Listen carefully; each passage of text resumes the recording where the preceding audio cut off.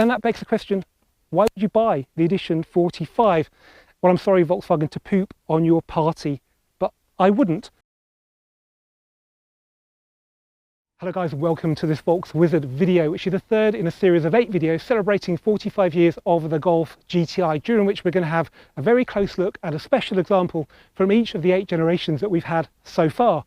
We started off with the magnificent Mark 7 Golf GTI Clubsport S and moved on to the much lower key Mark 6 Golf GTI Edition 35.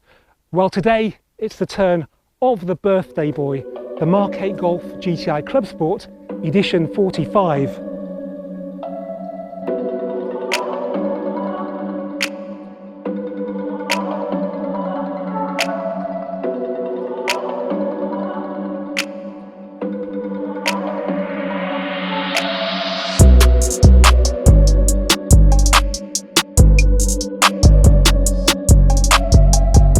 Okay, let's start off then with some statistics. So the Clubsport Edition 45 costs £39,980. That's £2,750 more than the Clubsport is based on.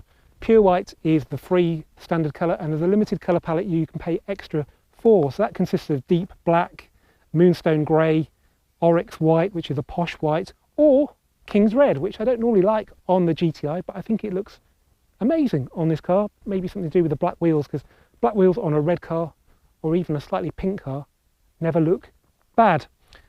You can't have it in Dolphin Grey, which is a bit weird because the original press shots were in that colour. You can't have it in Reflex Silver, sad face, or Atlantic Blue either. You get a black roof as standard and black mirrors, which might affect why you can't have some colours on this car, because the blue and black, for example, would look a bit naff. Just for reference, if you spec the black roof on a TCR, it costs you £450 extra.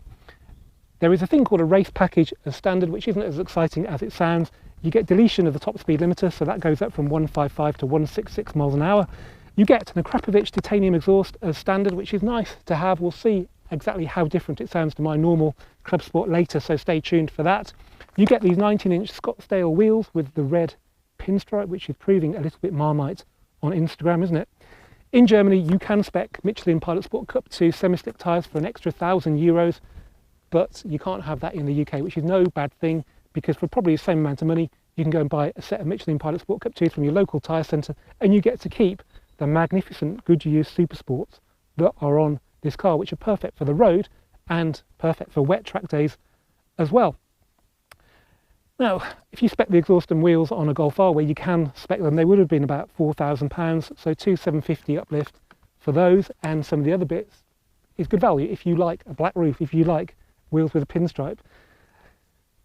There is unfortunately no performance gain over the Clubsport, and I think that's the first time we've had that since the Mark 3 Golf GTI anniversary of 1996. Every special edition model after that has had a bit more power, even if it was only temporary. With the Mark 4 we got engines before they went into the rest of the range.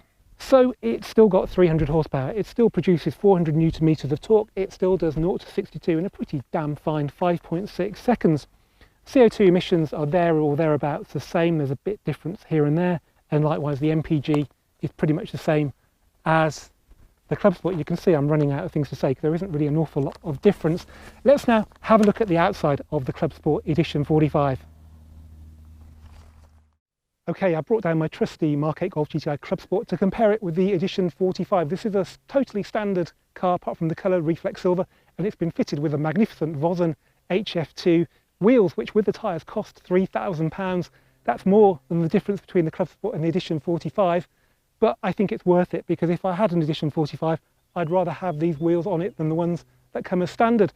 That's because these look like the kind of wheels you'd expect to come on a limited edition GTI. They're inspired by the classic BBS wheels of the 80s and 90s that lots of GTIs had back in the day. Instead, on the Edition 45, we get the Scottsdale Rim, which is not a bad wheel, you know, but it's just a very generic multi-spoke wheel. The only real distinguishing thing about it is the red pinstripe, which is really smooth, by the way. You can't actually peel it off should you want to. And you've got a really good protective rim there on that tyre, which means you probably wouldn't be able to curb them all that easily either, which is probably quite a good thing, because I'm not sure how you'd refurbish that. So yeah, these wheels are okay, and I think they look all right on this car with all its black bits, but they're not really for me. I'm nearly like 50 years of age, and I just think I'd look a bit stupid driving a car with red stripe on its wheels. I know Porsche's new GT3 has got stripes on the wheels as well, but that's the GT3. This is a Golf. So that's one of the big things with the Edition 45 externally. The other, tucked away at the back, is the Akrapovic titanium exhaust system. So it looks really good with all these little holes in it. I mean, the standard exhaust isn't bad either, but obviously it's a lot plainer than that. How does it sound? Well, that's a good question. We're going to do a proper sound check later on between these two cars, so sit tight for that. The other differences externally are that we have the black roof, so they've decided to keep this bit body coloured, which I think works well, but the top of the tailgate, unlike on the Up GTI, is black, and we've got black mirror casings. We've also got this decal set on the side, which, yeah, looks okay. At least it's kind of goes into the back doors. This always looks like it's just not been finished. My suspicions are this car was going to be called the Cup, not the Clubsport, and it would have said Cup here. You can kind of imagine 3 letters there, a bit like the 45. But when they renamed it Clubsport just before it was released, they obviously thought we won't put that on the back. That's just my suspicions. Yeah, it looks okay. Again, it's a bit borderline naff, really. Some people will hate it, like some people hate this, but yeah, it's okay. Right, that is the extent of the differences on the outside. At least it says 45 on it. Inside, it is pretty similar to my car. I'm pleased to say though, we've got rid of the really boring cloth off the door card. So have a look at that. That is what my Clubsport looks like. It's better with the ambient lighting on, where you get a red stripe at night. And this would look better with a bit of red under there, which the ambient lighting will do. But this looks more premium, which is no bad thing though. Weirdly, this is now cloth. And on my car, it's fake leather. They do some very odd things at Volkswagen. Also, what I find quite odd is this is a GTI Clubsport Edition 45, so it's got 3 names really, and they put the lowest sort of spec one on the seat. My car is a GTI Clubsport. It doesn't say Clubsport on it, but it doesn't say GTI on the seat either. So it's almost like they thought, well, we're going to do this limited edition, so we won't put GTI on the seats of this car. It's just a real mess. None of them say Clubsport anywhere. Anyway, so yeah, okay, that's pretty nice. No other difference. We've got 45 on the steering wheel there. That is it. The mats are the same sort of. Normally you get nice mats on this kind of limited edition. These have just got the very faint red stripe on them, so no difference there at all. Yeah, so what do you think so far? Is it any good? I think we better go drive it and find out if there are any differences to the way these two cars drive, though I'm not really holding out much hope for that. Okay guys, here we are driving the Clubsport Edition 45, and as you might have guessed, it doesn't really feel that different in here compared to my car. We've got a slightly different badge here, some slightly different fabrics elsewhere in the cabin, but I don't even need to shut my eyes to imagine. I mean, that car, just looking here, it feels identical. Driving wise, there's nothing different about the hardware at all. The only difference with this particular car is that we've got dynamic chassis control, which gives us the ring mode, and it gives us 15-way adjustable dampers as well if you go into individual mode. And even on this relatively well surfaced estate road, it feels nice and comfortable. You can actually feel the compliance this car's got that my car doesn't have. So yeah, it's really good in that respect. We've also got the Akrapovic titanium exhaust system, but it doesn't sound obviously different to my car from inside the cabin. Let's find out what it sounds like outside the car.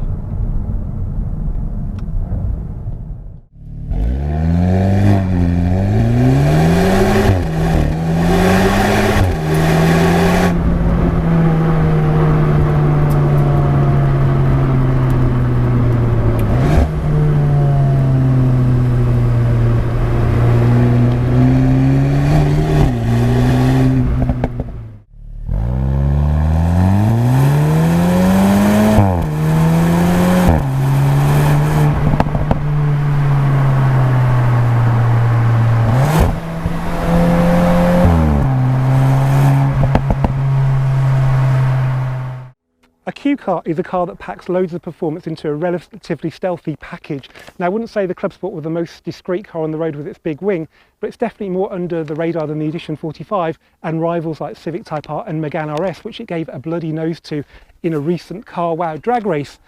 The anniversary models have had trim changes for sure, but they've coupled them with performance enhancements. So with the Mark 7, we got 60 horsepower more under overboost than the base GTI performance. We also got an aerodynamically honed body kit.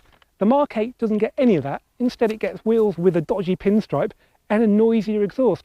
It's almost like it's trying to chase Instagram likes instead of reduced lap times.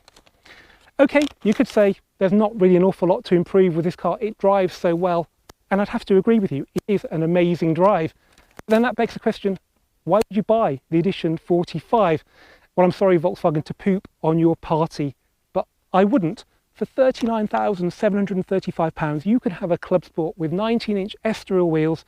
You can have the Harman Kardon sound system as well to brighten up that pretty dull interior.